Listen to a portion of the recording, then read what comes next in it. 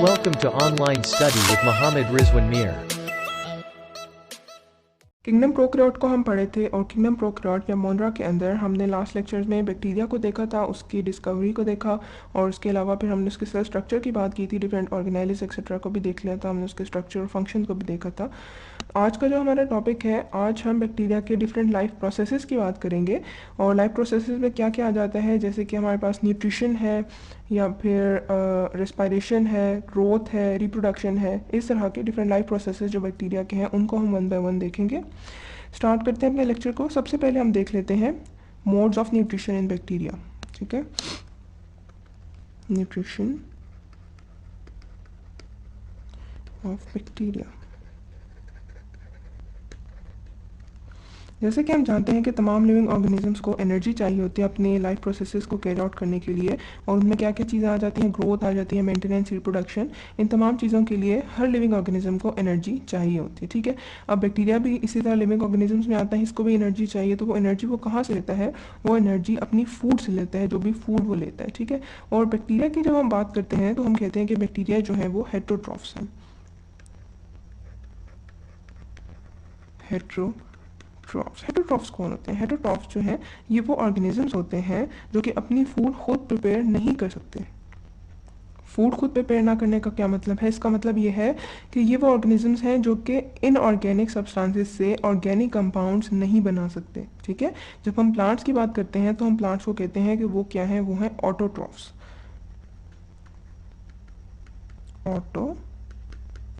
ठीक है, लेकिन बैक्टीरिया क्या है? बैक्टीरिया हेटेरोट्रॉफ है। और हेटेरोट्रॉफ का हमने क्या कहा कि क्या मतलब है? इसका मतलब है कि they can not synthesise organic substances from inorganic compounds.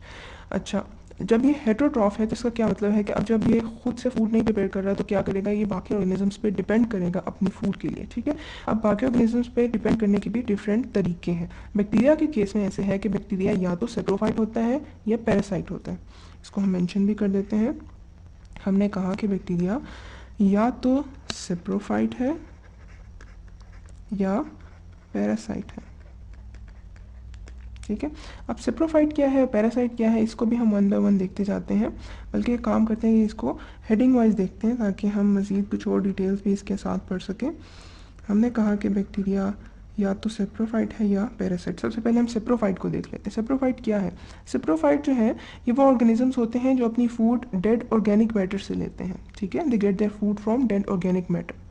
अब जब बैक्टीरिया को देखते हैं तो बैक्टीरिया को हम जानते हैं कि ये एक डीकम्पोजर है, और डीकम्पोजर्स क्या करते हैं कि वो जितने भी लिविंग ऑर्गेनिजम्स हैं जब वो मर जाते हैं या उनकी बॉडी जब गल सड़ रही होती हैं तो बैक्टीरिया हेल्प करता है उसको डीकम्पोज करने में, यानी कि उस ऑर्गेनिक सब्सटेंस को दोबारा कन्वर्ट करता है इनऑर्गेनिक सब्सटेंस में, और उसमें जो कन्वर्जन का प्रोसेस है उसके अंदर ये अपनी फूड गेट कर लेता है। ठीक है, तो ये जो पूरा का पूरा मोड ऑफ न्यूट्रिशन, इसे हम कहते हैं सेप्रोफिटिक मोड ऑफ न्यूट्रिशन। और इसमें क्या है? हमने कहा कि सेप्रोफिटिक मोड ऑफ न्यूट्रिशन में क्या होता है कि डेड ऑर्गेनिक मैटर यूज़ होता है as a food, dead organic matter. अब जब हम बैक्टीरिया की बात करते हैं तो हम कहते हैं कि बैक्टीरिया के अंदर कुछ खास किस्म के एंजाइम्स पाए जाते हैं, और वो एंजाइम्स क्या करते हैं कि ये जो ऑर्गेनिक मैटर है या कम्प्लेक्स सब्सटेंसेस है इसको तोड़ देते हैं और कन्वर्ट कर देते हैं इनटू सिंपलर सब्सटेंसेस। ठीक है, होता क्या है कि कम्प्लेक्स सब्सटेंसेस जो हैं वो टूट जाते हैं with the help of enzymes, और वो कन्वर्ट हो जाते हैं किस में? सिंपलर सब्सटेंसेस में। अब ये जो सिंपलर सब्सटेंसेस हैं ये क्या हैं? सिंपलर सब्सटेंसेस जो हैं वो इनऑर्गेनिक फॉर्म में भी हो सकते हैं, सिंपल ऑर्गेनिक फॉर्म में भी हो सकते हैं। ठीक है, और बैक्टीरिया क्या करता है कि वो सिंपल ये जो सब्सटेंसेस में कन्वर्ट हो चुका है इसको एब्जॉर्ब कर लेता है। ठीक है, और इसके एब्जॉर्ब करने के बाद इससे एनर्जी गेट करता है। ठीक है, तो ये हमने देख लिया सेप्रोफिटिक मोड ऑफ न्यूट्रिशन। अगर हम इसकी एग्जांपल्स को देखें, सेप्रोफिटिक मोड की जो एग्जांपल्स हैं इसके अंदर हमारे पास क्या चीज़ें आ जाती हैं? एग्जांपल्स के अंदर हमारे पास एक बहुत ही जाना पहचाना बैक्टीरिया है जिसे हम कहते हैं सूडोमोनास। ये इसकी एक एग्जांपल है। इसी तरह एक और बैक्टीरिया है जिसे हम कहते हैं एजोबैक्टर। ये हमारे पास है सेप्रोफिटिक बैक्टीरिया के अंदर। तो ये हमने एक इसकी टाइप देख ली हेटेरोट्रॉफ की। इसके बाद हम आ जाते हैं नेक्स्ट टाइप के ऊपर जो कि है पैरासिटिक बैक्टीरिया।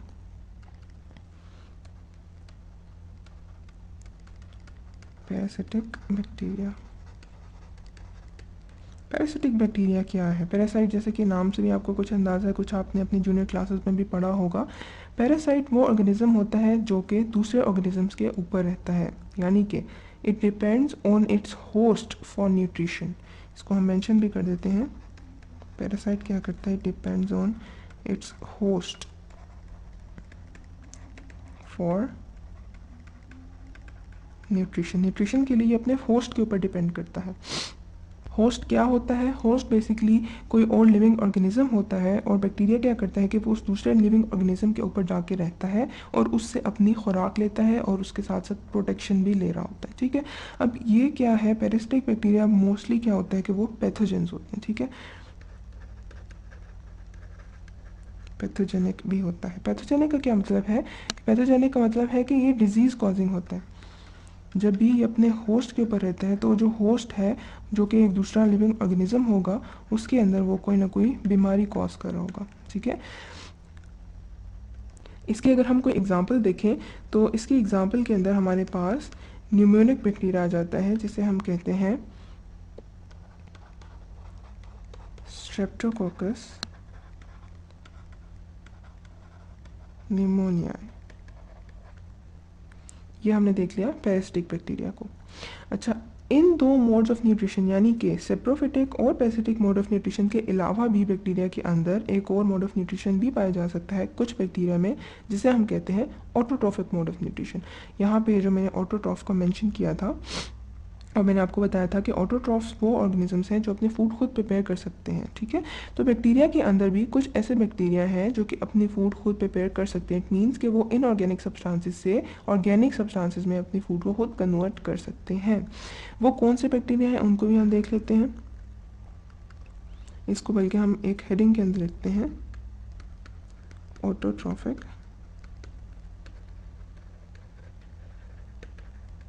बैक्टीरिया। अच्छा, ऑटोट्रॉफिक बैक्टीरिया के बारे में हमने ये कहा कि ये अपनी फूड खुद प्रिपेयर कर सकते हैं। ठीक है, अपनी फूड कैसे प्रिपेयर करेंगे? ये ऑर्गेनिक सब्सटेंसेस में अपनी फूड को कन्वर्ट कर देंगे फ्रॉम इनऑर्गेनिक। अच्छा, इसके अगर हम कैटेगरीज को देखें, इसके भी मज़ीद हमारे पास दो ग्रुप्स आ जाते हैं, टू ग्रुप्स। और वो टू ग्रुप्स कौन कौन से हैं? वो टू ग्रुप्स हैं, एक हमारे पास आ जाता है फोटोसिंथेटिक ऑटोट्रॉफ, और दूसरा हमारे पास आ जाता है कीमोसिंथेटिक ऑटोट्रॉफ। इनको भी हम वन बाय वन देख लेते हैं। एक हमने कहा हमारे पास है फोटोसिंथेटिक ऑटोट्रॉफ, और दूसरा हमारे पास है chemosynthetic autotrophs. One by one हम इन दोनों को देख लेते हैं। कुछ तो आपको नाम से भी अंदाज़ा हो रहा है, फोटोसिंथेटिक है तो इसका मतलब है कि कुछ फोटोसिंथेसिस से रिलेटेड कुछ ना कुछ हो रहा होगा। कीमोसिंथेटिक है तो कुछ केमिकल से रिलेटेड कुछ हो रहा होगा। ठीक है, तो वन बाय वन हम इनको देखते हैं कि इनके अंदर क्या है। सबसे पहले हम देख लेते हैं फोटोसिंथेटिक ऑटोट्रॉफ्स को। फोटोसिंथेटिक ऑटोट्रॉफ्स, फोटोसिंथेटिक ऑटोट्रॉफ्स जो हैं ये अपनी फूड खुद प्रिपेयर कर लेते हैं। वो किस तरह से करते हैं? वो इस तरह से करते हैं कि इनके अंदर एक पिगमेंट पाया जाता है, क्लोरोफिल। ठीक है, हम जानते हैं कि ग्रीन प्लांट्स के अंदर भी क्लोरोफिल पाया जाता है, और यही वो पिगमेंट है जो कि हेल्प करता है फोटोसिंथेसिस में। लेकिन जब हम बैक्टीरिया की बात करते हैं तो हम कहते हैं कि बैक्टीरिया के अंदर जो क्लोरोफिल पिगमेंट प्रेजेंट है वो डिफरेंट है फ्रॉम ग्रीन प्लांट्स। और वो किस तरह से डिफरेंट है? वो इस तरह से डिफरेंट है कि बैक्टीरिया के अंदर जो क्लोरोफिल पाया जाता है उसे हम कहते हैं बैक्टीरियो क्लोरोफिल। बैक्टीरियो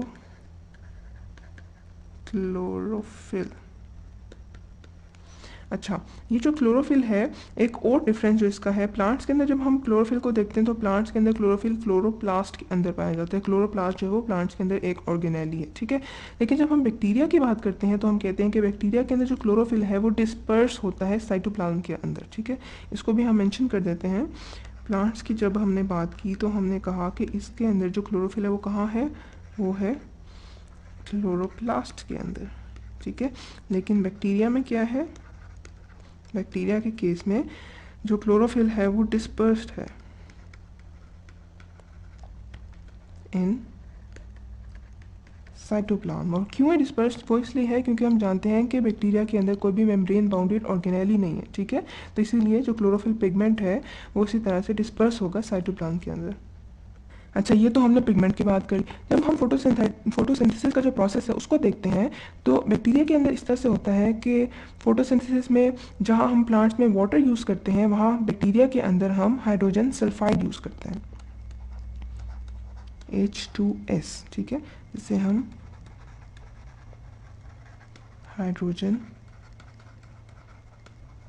सल्फाइड बोलते हैं, ठीक है। तो H2S इसके अंदर यूज़ होता है और इसके रिज़ल्ट में जैसे कि हम जानते हैं कि जब प्लांट्स में फोटोसिंथेसिस का प्रोसेस होता है तो उसमें ऑक्सीजन लिबरेट होती है, ठीक है, यानी कि ऑक्सीजन गैस प्रोड्यूस होती है।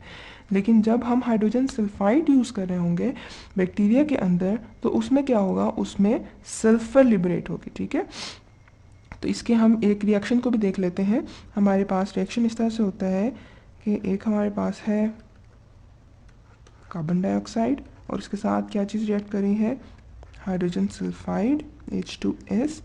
दो मॉलिक्यूल्स इसके रिएक्ट करेंगे और वो किस तरह से करेंगे, इन द प्रेजेंस ऑफ एक तो क्लोरोफिल, इसको भी हम मेंशन कर देते हैं किसी डिफरेंट कलर से। तो ये हो गया क्लोरोफिल और इसके साथ साथ लाइट की ज़रूरत होती है, ठीक है।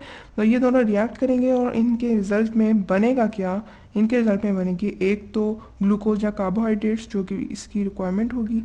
इसको हम इसके एम्पिरिकल फार्मूला से मेंशन कर देते हैं, इसका एम्पिरिकल फार्मूला हो गया एन नंबर्स में बन जाएगा। इसके अलावा इसके अंदर वाटर बनेगा और सल्फर गैस बन जाएगी, ठीक है। तो ये हमने देख लिया फोटोसिंथेसिस का जो प्रोसेस है बैक्टीरिया के अंदर किस तरह से होता है। इसके बाद हम आ जाते हैं कीमोसिंथेटिक बैक्टीरिया की तरफ। इसकी अगर हम एग्जांपल को देख लें साथ ही यहाँ पे एग्जांपल जो हमारे पास है फोटोसिंथेटिक ऑटोट्रॉफ्स की वो क्या है, एक तो हमारे पास ग्रीन सल्फर, पर्पल सल्फर,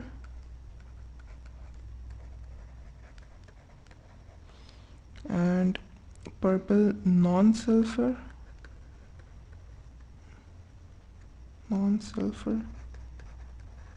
ये तमाम के तमाम बैक्टीरिया जो हैं वो सब फोटोसिंथेटिक ऑटोट्रॉफिक बैक्टीरिया की एग्जांपल्स में आते हैं।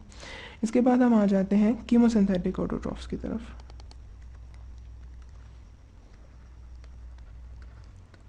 कीमोसिंथेटिक ऑटोट्रॉफ्स, जैसे कि आपको नाम से अंदाज़ा हो रहा है कीमोसिंथेटिक ऑटोट्रॉफ्स में क्या होगा कि कोई ना कोई केमिकल यूज़ हो रहा होगा और उसकी मदद से हमारे पास कोई प्रोडक्ट बन रहा होगा, जैसे कि ग्लूकोज हो गया या कोई भी ऑर्गेनिक कंपाउंड जो कि बैक्टीरिया एज अ फूड ले सकता है। जब हम कीमोसिंथेटिक बैक्टीरिया की बात करते हैं तो हम कहते हैं कि कीमोसिंथेटिक बैक्टीरिया ये करता है कि वो ऑक्सीडाइज कर लेता है इनऑर्गेनिक सब्सटेंसेस को, ठीक है। इनऑर्गेनिक सब्सटेंसेस में क्या चीज़ें हो सकती हैं, इनऑर्गेनिक में हमारे पास अमोनिया है, इसके अलावा नाइट्रेट्स हैं, नाइट्राइट्स हैं, सल्फ़र हो सकता है, आयरन या कुछ और इसी तरह से इनऑर्गेनिक सब्सटेंसेस जो हैं वो यूज़ करता है कीमोसिंथेटिक ऑटोट्रॉफिक बैक्टीरिया। और वो करता क्या है कि इन इनऑर्गेनिक सब्सटेंसेस को कन्वर्ट करता है, यानी कि ऑक्सीडाइज कर देता है। ऑक्सीडाइज किस तरह से करेगा, इसके अगर हम रिएक्शन को देखें, कुछ इस किस्म का रिएक्शन होगा। लेट्स सपोज हमारे पास है H2S और वो ऑक्सीजन के साथ कंबाइन हो रहा है तो क्या बनेगा, हमारे पास सल्फर मॉलिक्यूल बन जाएगा, सल्फर गैस बेसिकली हाइड्रोजन, और इसके साथ कुछ एनर्जी जो है वो रिलीज़ होगी। अब नेक्स्ट स्टेप में क्या होगा कि ये एनर्जी यूज़ हो जाएगी in the production of glucose, ठीक है। वो किस तरह से यूज़ होगी कि हमारे पास है H2S और वो कंबाइन कर रहा है कार्बन डाइऑक्साइड के साथ और उससे हमारे पास क्या बन रहा है, उससे हमारे पास बन रहा है CH2O जो कि एम्पिरिकल फार्मूला है, और इसके साथ वाटर और सल्फर गैस बन जाएगी, ठीक है।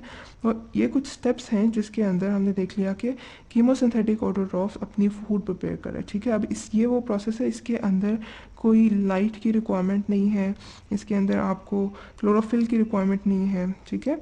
तो ये कुछ सिंपल से रिएक्शंस हैं जिसकी मदद से क्या होता है कि ग्लूकोज मॉलिक्यूल बैक्टीरिया खुद से बना लेता है। इसके अगर हम एग्जांपल की बात करें, इसके एग्जांपल में हमारे पास नाइट्रीफाइंग बैक्टीरिया आ जाता है, इसके अलावा सल्फर बैक्टीरिया आ जाता है, इसको भी मेंशन कर देते हैं, नाइट्रीफाइंग बैक्टीरिया, और इसके अलावा हमारे पास सल्फर बैक्टीरिया आ जाता है, सल्फर बैक्टीरिया। ठीक है, तो ये हमने देख लिया कीमोसिंथेटिक ऑटोट्रॉफ्स को। यहाँ पे आके हमारे पास जो न्यूट्रिशन या मोड ऑफ न्यूट्रिशन का एक टॉपिक है वो एंड हो जाता है। थोड़ा सा इसको हम समराइज़ कर लेते हैं। हमने क्या पढ़ा? मोड ऑफ न्यूट्रिशन वाले टॉपिक में हमने देखा कि बैक्टीरिया जो है वो मोस्टली बैक्टीरिया जो वो हेट्रोट्रॉफ्स होते हैं, और हेट्रोट्रॉफिक बैक्टीरिया में भी बैक्टीरिया की जो कैटेगरी है वो क्या है, तो या तो ये सेप्रोफाइट होंगे या फिर पैरासाइट होंगे। सेप्रोफाइट वो होते हैं जो डेड ऑर्गेनिक मैटर से अपनी फूड लेते हैं, पैरासाइट वो होते हैं जो अपने होस्ट के ऊपर रहते हैं और होस्ट पर डिपेंड करते हैं अपनी फूड के लिए। इसके अलावा हमने देख लिया कि कुछ बैक्टीरिया जो है वो ऑटोट्रॉफिक पे होते हैं, यानी कि अपनी फूड खुद भी प्रिपेयर कर लेते हैं। फिर ऑटोट्रॉफिक बैक्टीरिया की भी हमने दो टाइप्स देखी। एक को हमने कहा कि वो फोटोसिंथेटिक ऑटोट्रॉफ है और दूसरे कीमोसिंथेटिक ऑटोट्रॉफ हैं। फोटोसिंथेटिक ऑटोट्रॉफ की फिर हमने देख लिया कि वो अपनी फूड किस तरह से प्रिपेयर करते हैं, कुछ एग्जाम्पल्स हमने इसकी देखी। उसके बाद फिर हम कीमोसिंथेटिक ऑटोट्रॉफ की तरफ आ गए और हमने उसकी जो जनरल इक्वेशन है जिसके थ्रू वो अपनी फूड प्रिपेयर करते हैं उसको भी हमने देख लिया। तो ये तो था मोड ऑफ न्यूट्रिशन। इसके बाद हम एक और टॉपिक देख लेते हैं जो कि है रेस्पायरेशन इन बैक्टीरिया। बहुत छोटा सा और सिंपल सा टॉपिक है, रेस्पायरेशन इन बैक्टीरिया। जैसा कि हम जानते हैं कि रेस्पिरेशन की दो मेजर टाइप्स होती हैं, एक को हम कहते हैं एरोबिक रेस्पिरेशन, एक को हम कहते हैं एनारोबिक रेस्पिरेशन। एरोबिक रेस्पिरेशन में क्या होता है कि हमें ऑक्सीजन की ज़रूरत होती है, ठीक है, यानी कि ऑक्सीजन के बगैर वो रेस्पिरेशन नहीं हो सकती। जबकि एनारोबिक रेस्पिरेशन में ये होता है कि ऑक्सीजन की ज़रूरत नहीं होती, कुछ और कंपाउंड्स की मदद से ऑर्गेनिज्म जो है वो रेस्पायर कर लेता है। जब हम बैक्टीरिया की बात करते हैं तो हम इसमें देखते हैं कि दोनों तरह की रेस्पिरेशन पाई जाती है, ठीक है, यानी कि एनारोबिक रेस्पिरेशन भी है और इसके अलावा एरोबिक रेस्पिरेशन भी पाई जाती है, ठीक है। इसको हम मेंशन भी कर देते हैं। एनारोबिक क्या है? It does not require oxygen, not require free oxygen. और एरोबिक रेस्पिरेशन क्या है? इट रिक्वायर्स फ्री ऑक्सीजन, ठीक है। अच्छा, ऐसे बैक्टीरिया जो कि ऑक्सीजन की प्रेजेंस में ग्रो करते हैं उनको हम कहते हैं एरोबिक बैक्टीरिया, और ऐसे बैक्टीरिया जो कि ऑक्सीजन की एब्सेंस में ग्रो करते हैं उनको हम कहते हैं एनारोबिक बैक्टीरिया, ठीक है। हमने क्या कहा? एक है हमारे पास एरोबिक बैक्टीरिया और दूसरे हैं हमारे पास एनारोबिक बैक्टीरिया।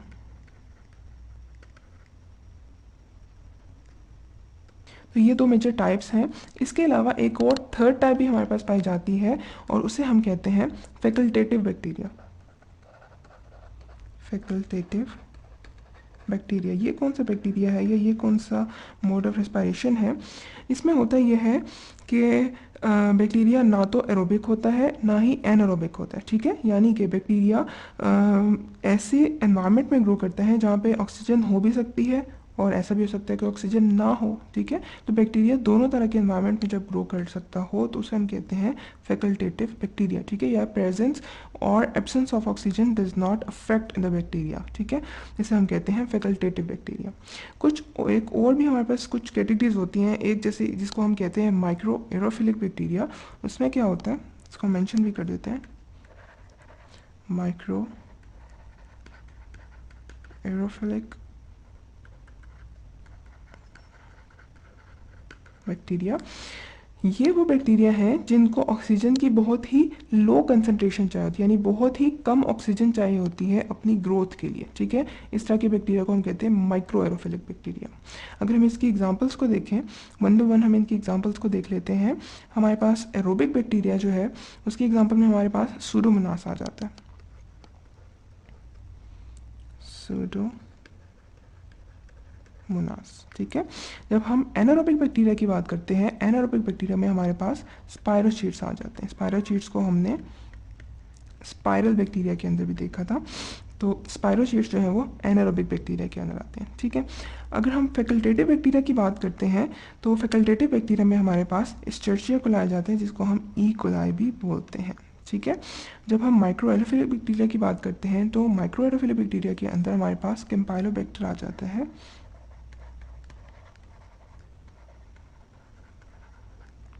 तो ये हमने देख ली डिफरेंट टाइप्स ऑफ बैक्टीरिया को, ठीक है। इसके अलावा भी कुछ और टाइप्स हो सकते हैं, जैसे कि हम कह सकते हैं कि कोई बैक्टीरिया जो है वो फैकल्टेटिव एरोबेटिक, बल्कि इसको हम ऐसे करते हैं, साथ साथ मेंशन करते जाते हैं। फैकल्टेटिव एरोबिक बैक्टीरिया भी कुछ ऐसे हो सकते हैं, और उसमें क्या होता है, इसमें होता यह है कि बैक्टीरिया बेसिकली होता एरोबिक है, बट अगर हमारे पास ऑक्सीजन की जो मिकदार है वो कम हो जाए या ऑक्सीजन ख़त्म हो जाए तो भी बैक्टीरिया सर्वाइव कर सकता है, ठीक है। यानी कि फैकल्टेटिव एरोबिक बैक्टीरिया वो है which is actually aerobic but it can survive in absence of oxygen. इसी तरह हमारे पास फैकल्टेटिव एनारोबिक बैक्टीरिया भी हो सकता है, और फैकल्टेटिव एनारोबिक बैक्टीरिया में क्या होगा, ये वो बैक्टीरिया है जो कि एक्चुअली एनारोबिक है, ठीक है, लेकिन ऑक्सीजन की प्रेजेंस के अंदर भी ये सर्वाइव कर सकता है, ठीक है। तो ये हमने देख ली बैक्टीरिया की different types based on different modes of respiration. आज के लेक्चर को हम यहीं पे एंड करते हैं। नेक्स्ट लेक्चर में हम मज़ीद डिफरेंट टाइप्स यानी कि हम ग्रोथ को, रिप्रोडक्शन को, इस तरह के टॉपिक्स को देखेंगे।